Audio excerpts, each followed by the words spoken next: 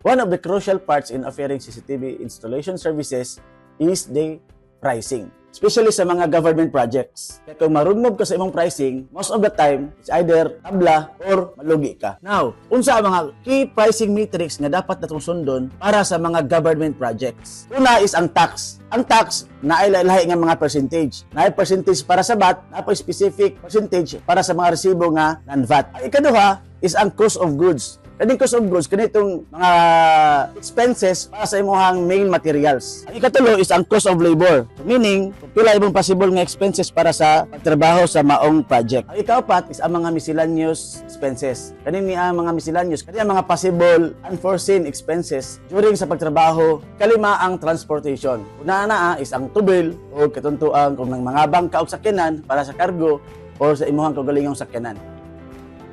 Ang ikaunom is ang warranty. Iapili mo sa expenses ang warranty kay wala may libre. Ang ikapito, ang interest sa puhunan nga imong giutang. Kung wala nimo giutang, ay lang lapitaha. Ang ikawalo, mao ang SOP. Usa ni siya sa pinaka-importante nga dili nimo kalimutan.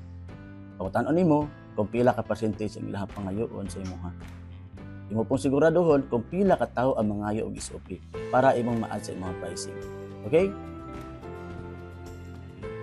So mao to ang mga few nga imo makatunan para sa atong maabot nga practical CCTV training. Ayaw kalimot, January 7 to 8, 2026 diri sa Quezon Street, Molabi sa Buanga del Sur. So see you there.